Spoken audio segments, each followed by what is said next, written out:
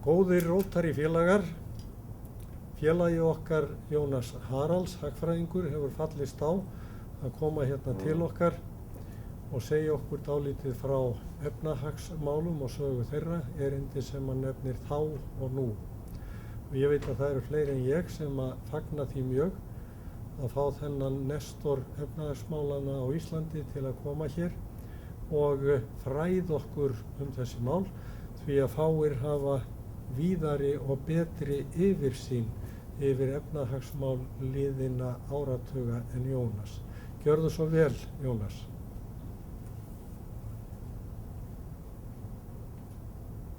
Það sem að ég ætlaði að fjalla hér í dag var svolítið samanburður á því sem að gerðist upp úr kreppunni 1930 og því sem að gerast núna. Ég hef kallað þetta þá og nú og ég held að sé best að byrja á þáinu og líta á þau viðhorf sem voru ríkjandi á fyrstu árum kreppunar upp úr 1930. Og þá skulum við byrja á því að átta okkur á því að áður en að kreppan hófst, þá voru margir menn í Bandaríkjunum og bæði í Bandaríkjunum og hér í Evrópu sem að hefðu miklar efasemdir þá velgengnistíma sem að þá gengu yfir heiminn á árunum upp úr kreppunni frá 1921 og fram undir 1930. Þetta voru mikil velgengnisár. Þetta var öld bílana, rafmagnsins, kvikmyndana, skemmtilegra hljómlistar og mikils fjörs. Margir urðu auðugir á skammum tíma þegar að hlutabréf hækkuðu í verði og allt virtist leika í lyndi. En það voru til þeir sem að hefðu ekki mikla trú á þessu, sem að töldu að hér væri kapítalisminn, markaðskerfið að fara út í öfgar sem að væru bæði óskemmtilegar, ósiðlegar og gætu endað illa. Þessi menn voru þá að leita fyrir sér eftir öðrum fyrirmyndum og öðrum möguleikum til þess að stjórna efnahagslífinu og reka efnahagslífinu. Á þessum tíma voru Sovétríkin ennþá ung og þau var viss blær hugsjóna. Ógnaröldin var ekki hafin. Og fyrsta 5 ára áætlunin henni var hrint af stokkunum 1928. Og þá voru margir í Bandaríkjunum sem að töldu að hérna væri merk nýjung á ferðinni. Hér væri eitthvað sem væri til athyglis og eftirbreytnar virði og gæti sem sagt bætt eða komið í stað þessa stjórnlausa kapítalisma sem mannum allt í hvoru óaði við. Þetta gekk svo langt að það var mannað heilt skip 1927 frá Bandaríkjunum, þar sem ýmsir menn, ekki neinir kommunistar, það voru margir menn sem komu mjög við sögu í Bandaríkjunum árum þar á eftir. Þetta voru menntamenn og fræðimenn og menn líka úr atvinnulífinu sem að vildu forvitnast hvað var að gerast austur í Sovétríkjunum. Og þeir leigðu sér skip og fóru til Sovétríkjanna, ferðuðust þar mikið og fengu meira að segja viðtal við sjálfan Stalín. Þetta dæmi það að á þessum tíma sem satt fyrir kreppuna þá höfðu menn uppi efasemdir ágæti og framtíð kapítalismans og markaðskerfisins. Og þegar að svo hrunið kemur þá er fljótlega í Bandaríkjunum gripið til mjög róttækra ráða. Ég mun segja ykkur frá og halda því fram að það megi tala tvenns konar viðbrögð við kreppunni á þessum árum, viðbrögð sem ég vil kalla róttæku viðbrögðin og hófsömu viðbrögðin. Og róttæku viðbrögðin voru einmitt það sem að þessi Bandaríkjamenn sem heimsóttu Sovétríkin höfðu haft í huga. Það var miklu meiri afskipti ríkisvaldsins af atvinnulífinu, meiri ríkiseign, þjóðnýting að einhverju leyti að minnsta kosti og stjórn og áhrif þess opinbera á efnahagskerfið. Þegar að kreppan kemur í Bandaríkin þá situr Hoover ennþá í stjórn. Hann var republikani eins og kunnugt er og hann greip ekki til slíkra ráða en það sem að menn fyrst gerðu var að hækka tolla í Bandaríkjunum og halda fast við háa vexti. Hvort tveggja voru óskynsamlegar aðfarir. Tollahækkanirnar náttúrulega þær voru steinn í götu alþjóða viðskipta og komu Bandaríkjamönnum sjálfum í koll. Og ströng stjórn peningamála var ekki það sem að þurfti, heldur miklu frekar róttæk lækkun vaxta, en til þess kom ekki því að menn voru að hugsa um gullgildi dollarsins, því að dollarinn var þá ennþá á gullfótum. Þetta reyndi sem sagt röng viðbrögð, gerði kreppuna ennþá verri og Roosevelt kemst til valda með miklum atkvæðamun í kosningunum 1932. Og þá er það sem að þessi róttæku viðbrögð sem ég kalla koma til beinna framkvæmda í Bandaríkjunum. Þið munið að Roosevelt sett á laggirnar ýmiss konar stofnanir og aðgerðir sem gengu undir skammstöfum. Það var NRA og það var AA og fleiri slíkar skammstafanir stofnana sem settar voru á fót til þess að efla atvinnulífið og koma atvinnuleysinu niður sem fyrst. Og hlut af þessu var líka bein sem sagt ríkisvæðing, sérstaklega í sambandi við orkuver. Það er mikið mál sem við skulum ekki fara nánar út í. En þessar róttæku aðgerðir á fyrsta stjórnartímabili Roosevelts, það er að segja það er árið 1932 til 1936, þær báru ekki árangur. Kreppan hélt áfram, atvinnuleysi var geigvænlegt og ein höfuðástæðan fyrir því að það báru ekki árangur var þann fyrst að það var nú haldið í gullið full lengi, en svo var það beinlínis það að þessum stjórnuðu atvinnulífinu og stjórnuðu fjármálunum óttuðust þessar aðfarir og þessi ráð sem gripið var til og voru ekki fúsir til að leggja í framkvæmdir og auka atvinnu meðan á því stóð. Þannig að í raun og veru urðu þessar aðgerðir til lítils eða einskis eða jafnvel til hins verra. Og Roosevelt breytti stefnu á öðru kjörtímabili sínu 1936 til 40 og hallaðist þá frekar að því sem að ég kalla hófsömu leiðina og við skulum víkja að rétt bráðum. En ég ætla fyrst að nefna að þessi róttæka aðferð sem að gætti þannig í Bandaríkjunum, hún var mikið rædd í Evrópu, var mikið á dagskrá, einkum meðal jafnaðarmanna og það var mikið talað um áætlunargerð, mikið talað um stjórn ríkisins og ríkisvæðingu, banka og vissa svona grundvallar atvinnugreina, en það var ekki mikið gert af þessu, það kom ekki til framkvæmda. Það eru árin 1932-35 sem þess að gætir einna mest og í miklu riti eftir mann sem heitir Donald Sassoon sem heitir 100 ár sósíalismans, 100 Years of Socialism. Þar segir þetta að þessara hugmynda hafi gætt mikið í Vestur-Evrópu á árunum 1932-35 en þau hafi ekki komið, þessar aðgerðir hafi ekki komið til neinstaðar til framkvæmda.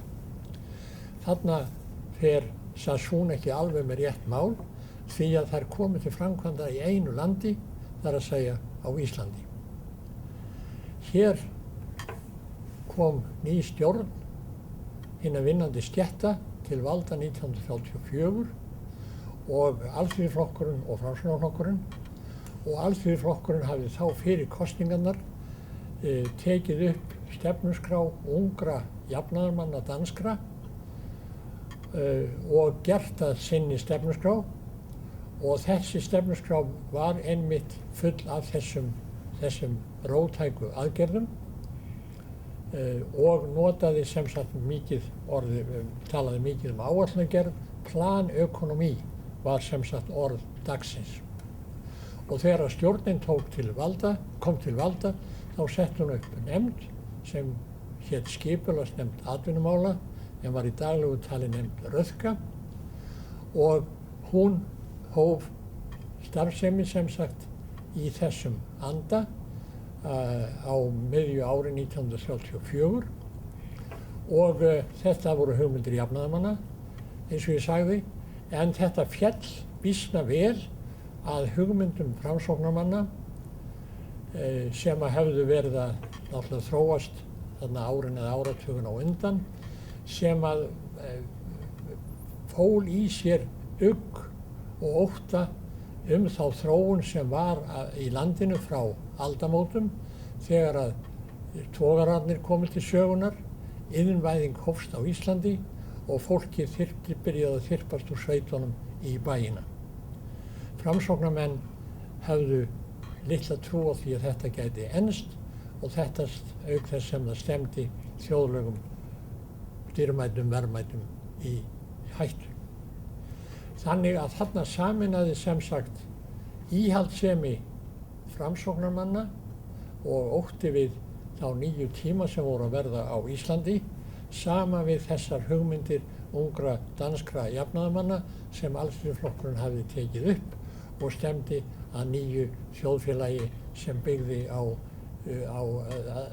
sósíalískum hugmyndum þar sem að kapítalisminn átti að víkja til hliðar, einkaeign að hverfa úr sögunni eða minnka að vöxtum og áhrif ríkisvaldsins að koma í staðinn. Þeir skipulagsnefnd atvinnumála fékk sér til leiðbeiningar sænskan hagfræðing eftir ávísun Gunnars Myrdals. Þetta var ungur maður sem hafði starfað þá hjá ríkisbankanu sænska og hét Erik Lundberg, var seinna mjög þekktur og málsmetandi hagfræðingur í Svíþjóð. En það mátti segja að það væri furðulegt val að velja Svía til þess að starfa þessum málum því að Svíþjóð var algjörlega laus við þessar hugmyndir. Þeir hafðu fylgt þeirri stefnu sem ég kalla þá hófsömu.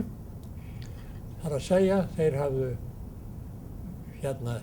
byrjað á því strax þegar gullfóturinn brast ásamt hinum Norðurlöndunum, annar en Íslands, að setja gengið frjálst og láta gengið fljóta í fyrstu með þeim afleiðingum að gengið féll verulega útflutningsatvinnuvegunum til mikilla hagsbóta og síðan hefðu Svíar líkt og hinar Norðurlandaþjóðirnar raunar fest gengið við stellingspund á mjög semsagt á gengi sem var mjög hagstætt fyrir útflutningsatvinnuvegina. Jafnframt hafði Seðlabankinn sænski lækkað vexti sem var einnig það sem að með þurfti á þessum tíma. Og þessi leið bar sem sagt þessar aðferðir báru verulegan árangur það varð aldrei mikil kreppa eða atvinnuleysi í Svíþjóð. Þegar ég kom þangað til lands 1938 þá var allt í fullum gangi, full atvinna og allt í blóma. En þá skulum við víkja frekar að þessari hófsömu leið. Hún hefur verið kennd fyrst og fremst við breska hagfræðinginn John Maynard Keynes. Þær hugmyndir sem að liggja þarna baki eru fyrst og fremst kenndar við hann, en raunar kom bókin sem hann skrifaði þetta ekki út fyrir 1936, General Theory, sem kölluð þannig að hún hafði ekki áhrif á fyrstu kreppuárunum. Svíarnir bregðast aftur á móti við, bæði eins og ég sagði með beinum aðgerðum stjórnvalda, en líka sem sagt sænskir hagfræðingar, þeir koma mjög fljótt og voru raunar þegar komnir með slíkar hugmyndir áður en að kreppan byrjaði, 1928 eða svo, einkum Gunnar Myrdal, sem þekktastur var af þessum mannum, þeim hugmyndir betri stjórn á markaðskerfinu og á kapitalismanum. Það að segja þeir sem sagt náttúrulega viðurkenndu, horfðust í augu við að miklar sveiflur væru fólgnar í markaðskerfinu og sem væru mjög varasamar og sköpuðu minnstakosti tímabundið atvinnuleysi og erfiðleika sem að gæti sem sagt orðið að djúpum lægðum og að það væri einmitt hlutverk ríkisvaldsins að notfæra sér ekki bein ríkisafskipti, ekki beina eign ríkisins eða bein afskipti af atvinnulífinu, heldur óbein afskipti í gegnum stjórn fjármála og peningamála. Og að með því að stjórna fjármálunum þannig að útgjöld ykjust og skattar lækkuðu þegar að illa áraði, en skattar hækkuðu og útgjöld minnkuðu þegar að betur áraði, og með því að stjórna peningamálum með vöxtum, þannig að vextir lækkuðu þegar að illa áraði og hækkuðu þegar að hætta væri á að verðlag færi úr böndunum. Með þessum aðferðum væri sem sagt hægt að hafa vald og stjórn á atvinnulífinu og komast hjá þessum miklu sveiflum á milli hæða og lægða, sérstaklega ef að þær sveiflur væru mjög öfgakenndar. Þetta komið fram í Svíþjóð sem sagt þegar í byrjun áratugarins, og þegar að stjórn jafnaðarmanna og bændaflokksins tekur völdum 1932, þá koma þessir hagfræðingar einmitt til starfa fyrir þá ríkisstjórn og þá eru gerðar athuganir og tillögur sem ganga í þessa átt. Og með að því virtist mjög góðum árangri eins og ég var að lýsa áðan. En sænskir hagfræðingar hafa síðar meir verið mjög hófsamir í því að eigna sér þennan góða árangur Svía. Þeir hafa bent á að það upphafið í þessu var að gengi var lækkað, var rétt gengi var valið, og þeir hafa líka bent á að það gerði sem sagt áður en þessar hugmyndir fóru að koma fram í alvöru, og þeir hafa líka bent á sterka stöðu sænsk atvinnulífs, þar sem Svíar voru með mjög góðar útflutningsvörur sem þeir seldu út allan heim þegar fyrir kreppuna og sem var hægt að halda uppi líka eftir að kreppan byrjaði. En það er engin vafi á því að þessi stefna sem fylgt var í Svíþjóð var mikinn árangur og Svíþjóð komst mjög vel út úr kreppunni, betur heldur en flest lönd eða öll lönd önnur, enda var það mikið það talað og það var skrifuð bók, það var bandarískur rithöfundur, blaðamaður sem að hét Maurice Childs, sem að skrifaði bók sem vakti mikla athygli og var mikið lesin og hét Sweden the Middle Way. Sem sagt meðalhófið, Svíþjóð meðalhófið. og ég man eftir því að þegar ég kom til starfa í Alþjóðabankanum þá var þar einn helsti hagfræðingurinn Harrison Clark sem raunar hafði verið hér á Íslandi í heimsókn skamma áður, að hann hafði sem ungur maður, hagfræðistúdent, þá drifið sig til Svíþjóðar eftir að vera búinn að taka próf í Bandaríkjunum til þess að kynna sér þessar aðferðir Svíjana og vita af fyrstu hendi hvað Sweden the Middle Way fór í sér. Þetta er dæmi það athygli sem að Svíþjóð vakti á þessum tíma. En svo kemur Keynes með sínar hugmyndir sem verða þekktari, ennþá þekktari heldur en það sænsku víða veröld. En þær fara ekki að bera árangur, að vísu Roosevelt, Keynes heimsækir Roosevelt 1936 eða 7 líklega, eitthvað það leyti. Þannig að það urðu viss áhrif á stefnu Roosevelts og öðru kjörtímabili hans frá þessum hugmyndum Keynes, en það var ekki í verulegum mæli, þannig að það er ekki hægt að segja að stjórn Roosevelts hafa á þessum árum beinlínis tekið upp hugmyndir Keynes. Það gerist ekki í Bandaríkjunum fyrir eftir stríði. Raunar sem má segja það að áhrifa Keynes hafi gætt lítið þarna fyrir styrjöldina, en það kom bókin ekki út fyrir 1936.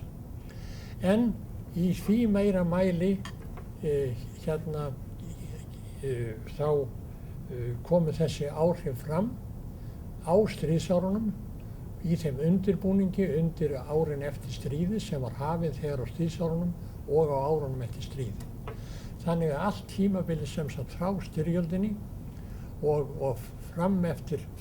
langt fram eftir öldinni, það er tímabil Keynesismans og áhrifa Keynes. Það er á stríðsárunum, þá setjast bandamenn niður og kalla til ráðstefnu í Bretton Woods í Bandaríkjunum. Það er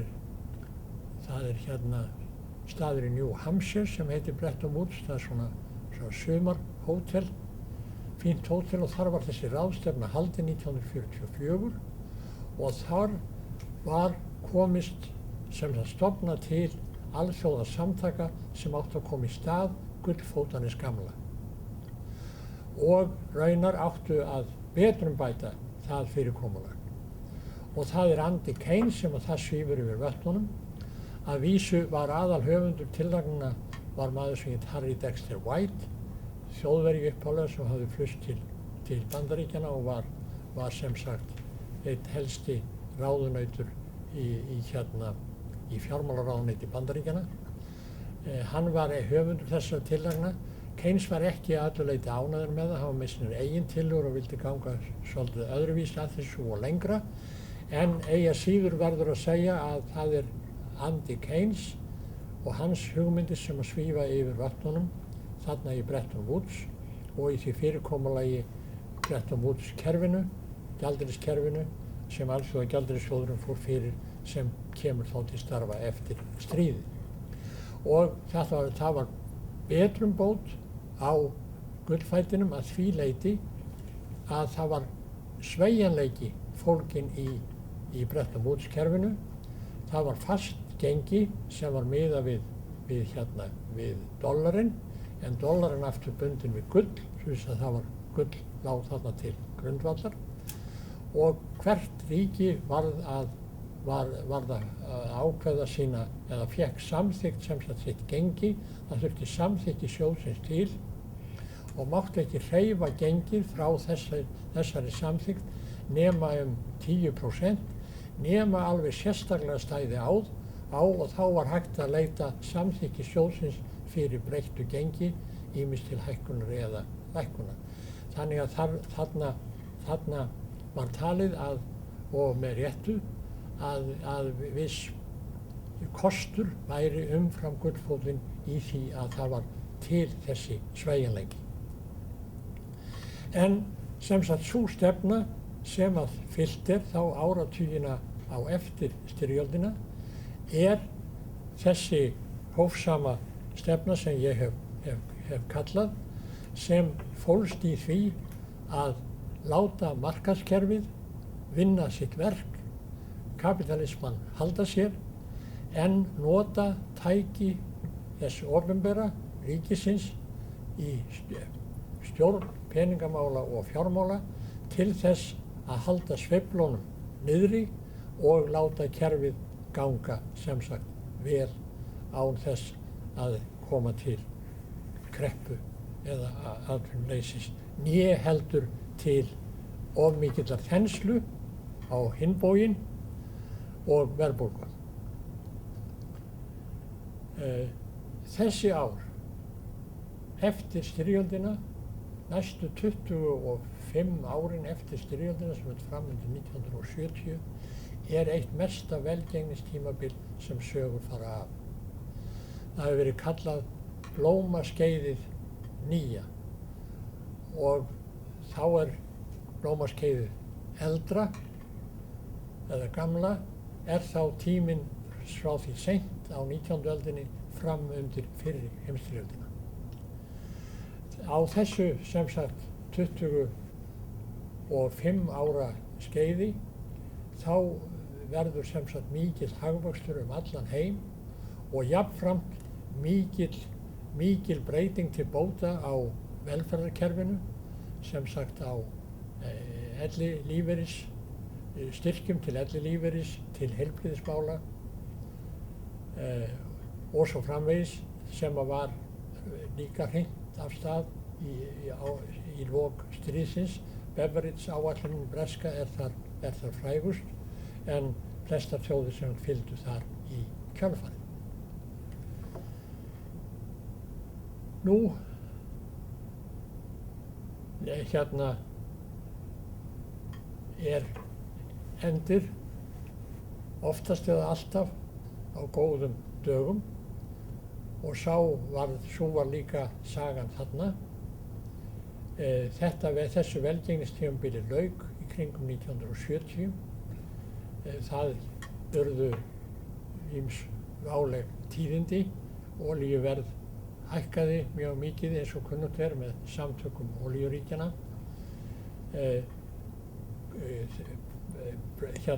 Bretton Woods kerfið brást þegar að ekki tókst að samrýma gengi dollarsins og þýska marksins. Bandaríkjamenn hefðu lent í efnahagslegum erfiðleikum vegna styrjaldarinnar í Víetnam og það var tími til þess kominn og aftur á móti mikill uppgangur í Þýskalandi og það hefði þurft að koma til leiðréttingar á gengi þessara gjaldmiðla, en Bretton Woods kerfið hafði eiginlega ekki gert ráð fyrir gengishækkun og hafði ekki tæki til þess að þvinga þær fram, og því fór sem fór að þetta kerfi brast upp úr 1970 og fljótandi gengi tók þá við.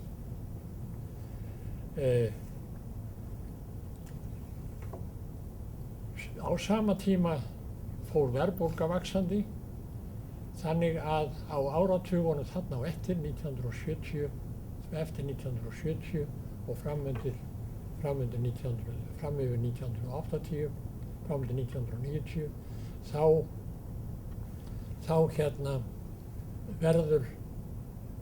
verður mikil tilhneiging bæði til atvinnuleysis og til verðbólgu á sama tíma, sem var ástand sem menn hefðu ekki þurft að mæta áður og þótti erfitt viðureignar. Við verðbólguna ræðst ekki í Bandaríkjunum fyrr en mikil hækkun á vöxtum er framkvæmd þegar að Paul Volcker tekur við stjórn Seðlabankans í Bandaríkjunum á fyrra kjörtímabili Ronalds Reagans, sem er upp úr 1980. Þá brá til tíma til nokkurra krepp í Bandaríkjunum, nokkurs atvinnuleysis, en við verðbólguna var sem sagt ráðið og nýtt velgengnistímabil hófst þá skömmu síðar.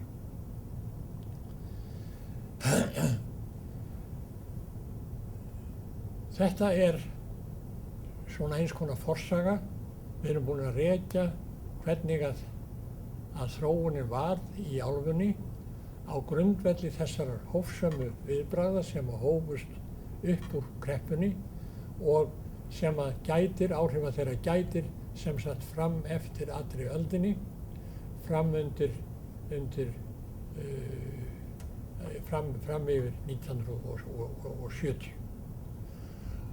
Og hvernig menn þá tekst að ráða við verðbólgu og atvinnuleysi raunar líka með mjög ákveðinni beitingu peningamálastjórnar.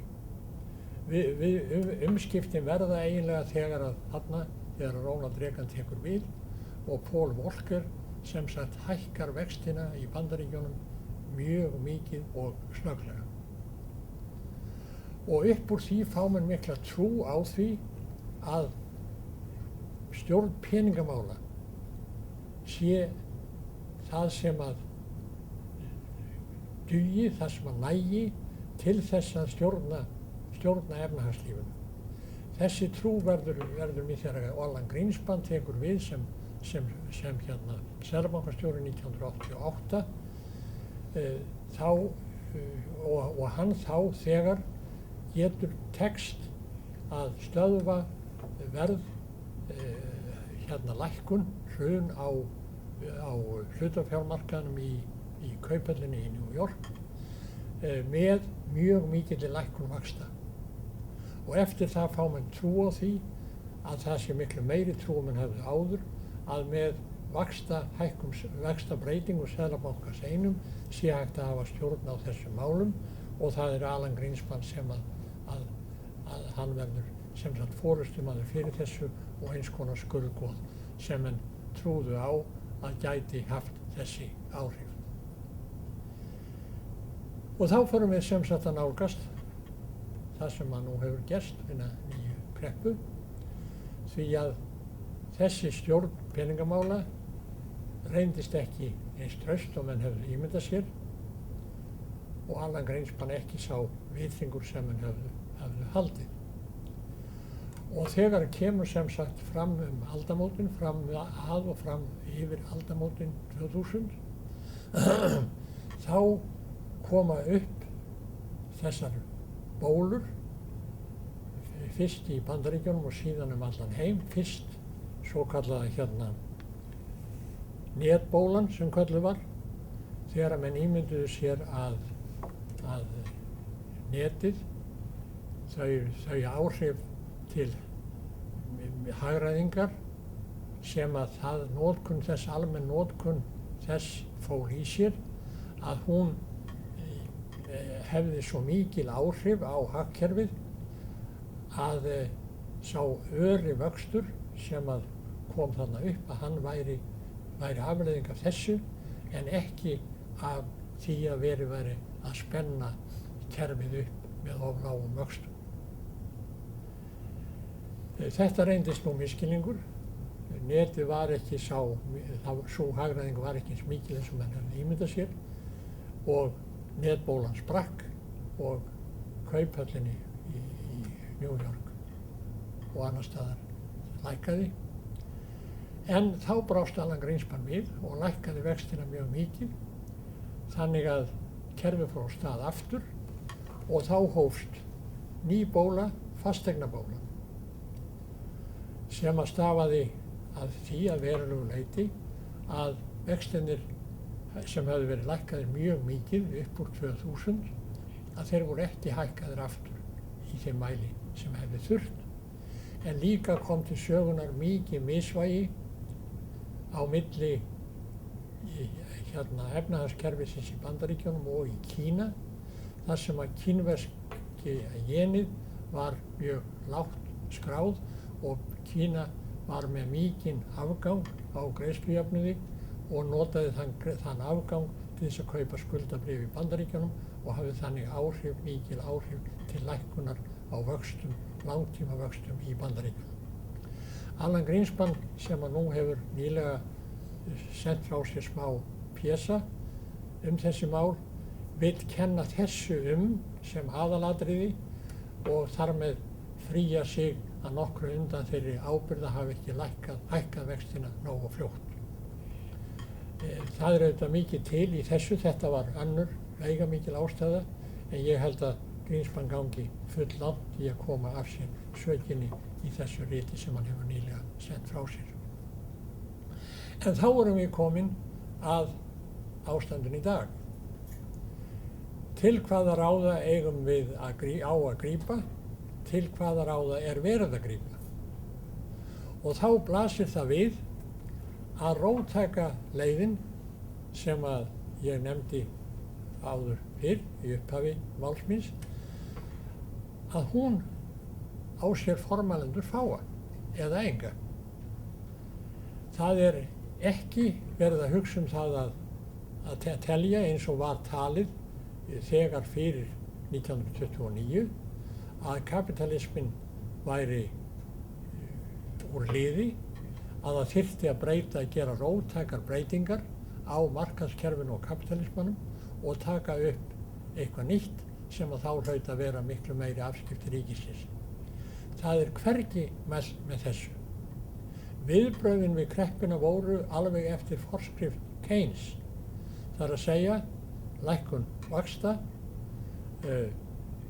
aukin útlán seðlabankana til bankakerfisins, stuðningur ríkisins í stórum, háum upphæðum til fjármálalífsins og atvinnulífsins til þess að halda kerfinu gangandi. Og til þessara ráða var gripið fljótt. Það var ekki beðið eins og var í fyrri kreppunni og árangurinn lét ekki á sig standa. Það eru ekki horfur á því að þessi kreppa sem að hófst árið 2008 með hruninu á fjármálamarkaðnum, að hún breiðist út og verði almenn kreppa atvinnulífsins heim allan. Á því eru raunar engar horfur. Vandinn sem að staðið er frammi fyrir snertir fjármálalífið, að endurreisa það og koma því fyrir þannig að þessir hlutir eins og þessir endurtaki sig ekki á sama hátt. Það er engum sem að dettur í hug almenn þjóðnýting. Það er ekki einu sinni verið að tala þjóðnýtingu banka eða það að bankar sem voru einkavæddir í ýmsum löndum yrðu ríkisvæddir aftur. Markaðskerfið verður áfram grundvöllur efnahagslífsins, en það sem þarf að hafa í huga eru endurbætur á stjórninni á efnahagslífinu og að því skulum við koma núna. En við skulum bara minna á að ástandið altså í heiminum er það að markaðskerfi hefur verið komið á heim allan, að Sovétríkin, þeirra kerfi leið undir lok og markaðskerfi sem að ýmislegt má nú að finna hefur verið komið þar á fót, að Kínverjar gerðu róttæka breytingu þessa sömu átt fyrir meiri 30 árum síðan, að þar er sem sagt komið sterkt efnahagskerfi sem byggir á markaðshugmyndum, þó undir fastri stjórn og einræðisstjórn þar hefur lýðræði ekki verið komið á eins og kunnugt er. Að Indverjar sem að lengi voru mjög framalega í ýmis konar ríkisafskiptum og ríkisrekstri hafa yfirgefið þá stefnu fyrir einum 20 árum síðan og að efnahagslífið í Indlandi hefur blómstrað síðan og þar er nú sterkt markaðskerfi. Þannig að framtíðin liggur þarna í markaðskerfinu og þá leið sem er vert að hafa í huga að það er ekki neinu andstæðu við það velferðarkerfi sem að líka kom til sögunar eins og ég var að tala áðan á sama tíma eins og umbæturnar í anda Keynes upp úr seinni heimsstyrjöldinni. Velferðarkerfi ríkjandi hér í Vestur-Evrópu eins og við vitum. Það er ríkjandi í Bandaríkjunum líka.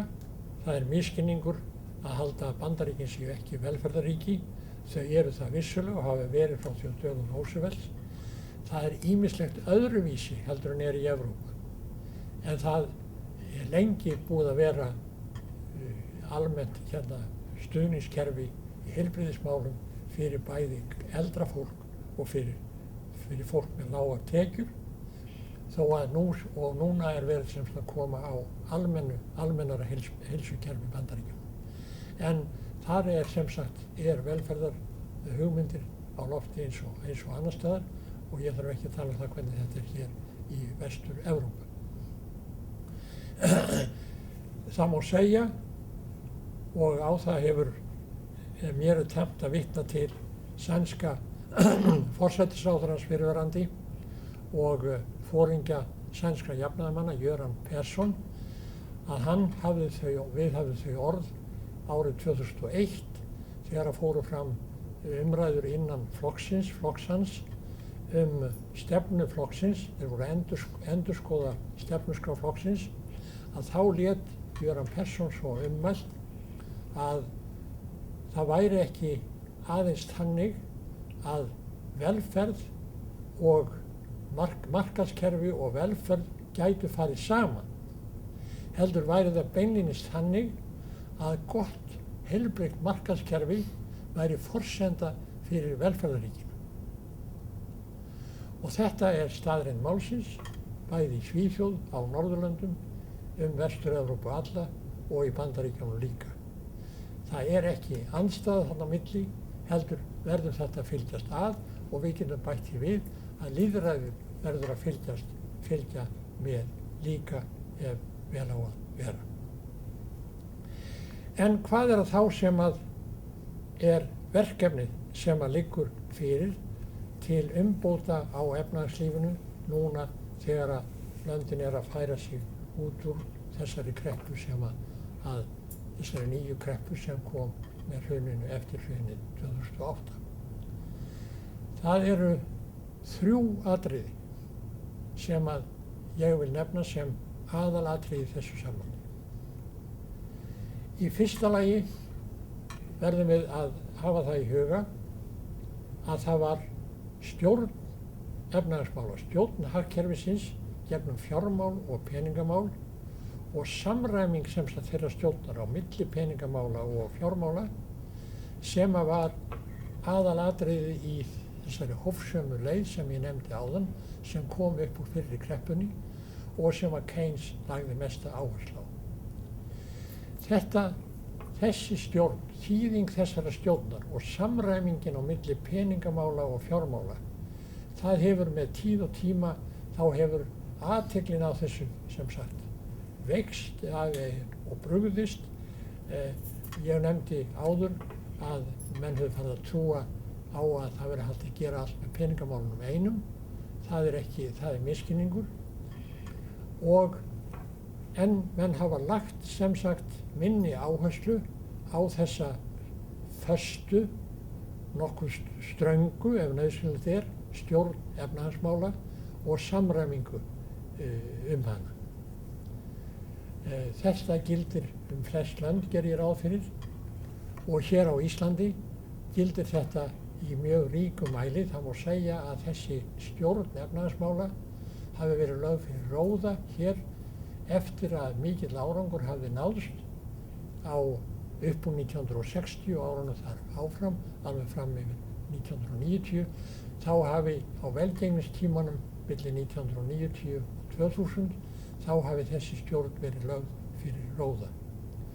Og þess vegna ekki beinlínis ekki verið neina efnahagsstjórn eiginlega að ræða á þessu tímabili, sérstaklega ekki eftir þegar það kemur fram yfir aldamótin.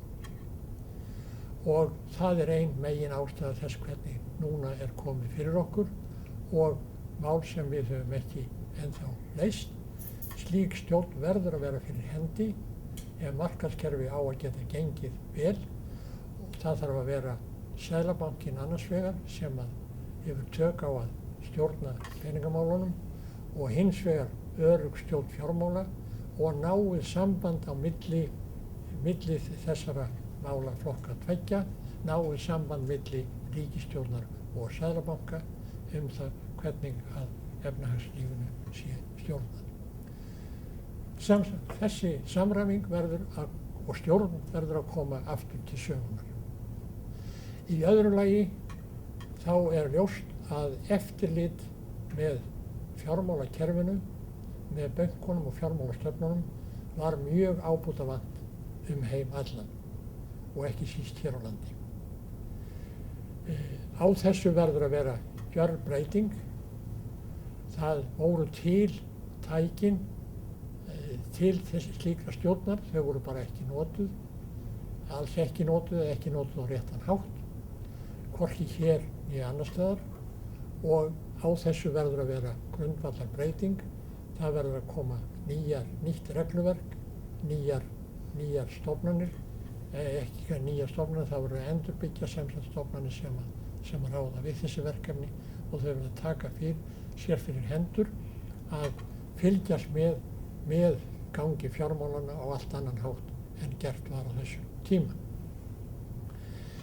En reynslan segir okkur að heilbrigt efnahagskerfi, heilbrigt markaðskerfi, það þarf ekki aðeins að halda góðum reglum, góðum löggjöf, góðum dómstólum, heldur þarf í grunninn á slíku kerfi að vera til siðareglur, siðavenjur sem að menn fara eftir sjálfkrafa án þess að lög þurfa að beita lögum og reglum. Þetta ekki nýtt á nálinni. Markaðskerfið og kapitalismin uxu upp úr siðbótinni og einkum kemur kalvínisminn þar mjög við sögum. Það voru strangar þessi menn sem voru brautryðjendur kapitalismans á þessum tíma í Evrópu. Þeir lifðu eftir ströngum siðareglum og gátu treyst því að þeir menn sem að þeir áttu viðskipti við fylgdu þeim siðareglum líka. Sama má segja gyðinga sem voru brautryðjendur einmitt í fjármálaheiminum, að þar ríkti traust sem að náði milli landa, þar sem að einn gyðingur á einu landi að Ítalíu gat treyst því að gyðingur sem hann ætti viðskipti við í París að hann fylgdi sömu siðareglum, báðir lifðu undir sama lögmálum. Það hægt að nefna mörg dæmi það hvaða þýðingu þessi siðagrundvöllur hefur. Við getum nefnt hér á landi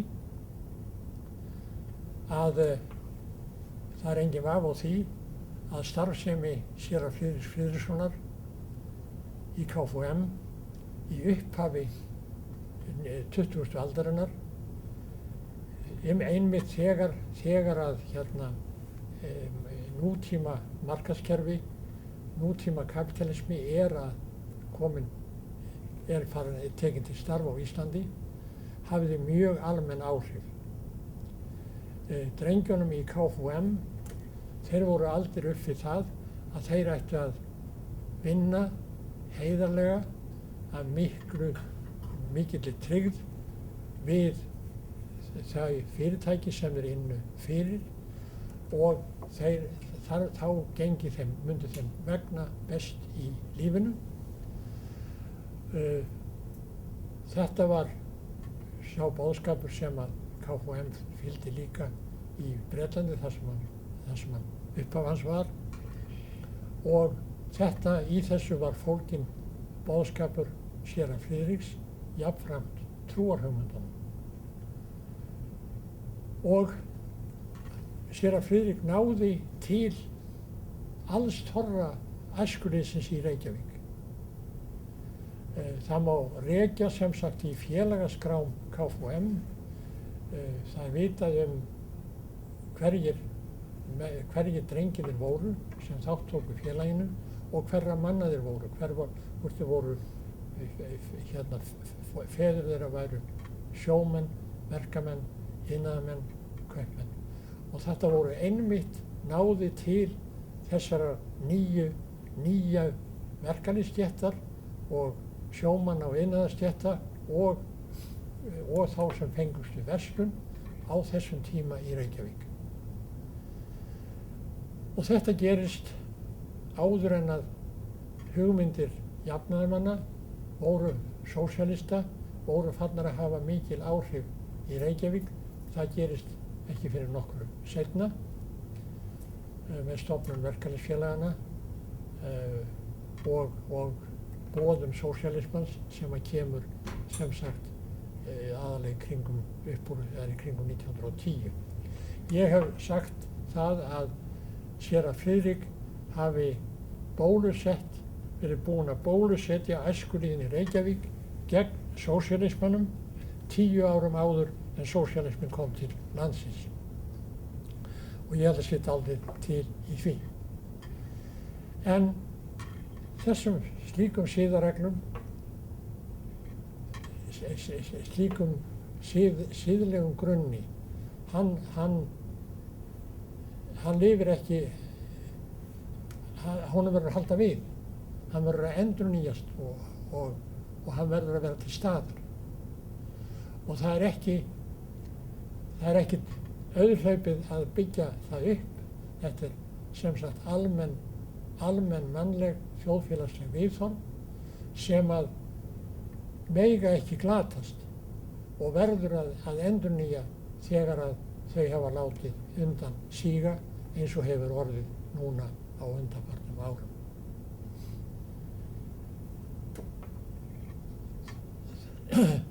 Þannig að, svo við endurtökum í stuttu máli þetta, við höfum lært af reynslunni frá kreppunni kringum 1930. Við lærðum þá að hófsama leiðin væri farsælust, að markaðskerfi sem væri undir hæfilegri opinberri stjórn gæti gengið vel, að velferð væri afleiðing góðs gengis í efnahagsmálum og markaðskerfi og velferð gætu farið saman. Við höfum núna lært að það verður að huga vel að stjórn fjármálakerfisins umfram allt, að þar verður að halda uppi föstum reglum og beita reglum gagnvart þeim nýjungum sem upp kunna að koma og síðast en ekki síst að undir þessu öllu saman verður að vera fastur siðrænn grundvöllur. Takk fyrir. Við þakkum Jónasi fyrir þetta fróðlega erindi. Góðir félagar, við höfum orðið hér vitni að því að níræður maður hefur flutt hér blaðalaust yfirgripsmikið erindi sögu efnahagsmála í nærfellt heila öld. Og mér er það sérstakt gleðiefni að þessi stund hefur verið fest á filmu og verður ábyggilega mörgum minnistæð. Guðfræði menntaður maður hér í klúbbnum hjá okkur sagði við mig að fá tækifæri til þess að hlusta á Jónas Haralds talað efnahagsmál, jafnast á við að hlusta á gamla biskupinn herra Sigurbjörn Messa. Og margir hafa orðið til að segja að Jónas Haralds sé einn af postulum hagfræðinnar á Íslandi. Við þökkum Jónasi innilega fyrir þessa stund.